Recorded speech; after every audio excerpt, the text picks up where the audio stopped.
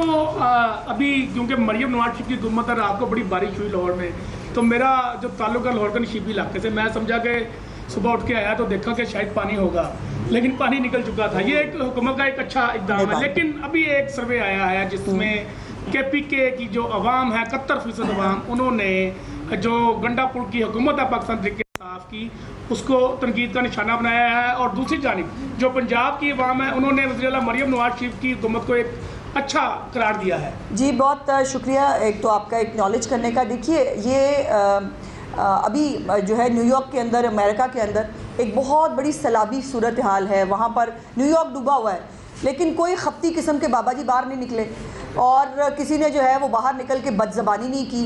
आप क्रिटिसाइज़ कर सकते हैं, आप तनकीद कर सकते हैं, हमने हमेशा कहा वो सुनने के लिए तैयार हैं, लेकिन अपने हालात से परेशान होके या मतलब वो कोई आपको न्यूयॉर्क में ऐसा कोई बुजुर्ग बाबा जी नहीं मिलेंगे जो बदज़बानी करते हुए आपको पानी खड़ा हुआ है वहाँ पे। तो खैर जितना पानी जो है वो खड़ा है, जो वहाँ की मेट्रोज़ की उसकी सूरत हाल है, अल्लाह का शुक्र ऐसी कोई सूरत हाल लाहौर के अंदर नहीं थी।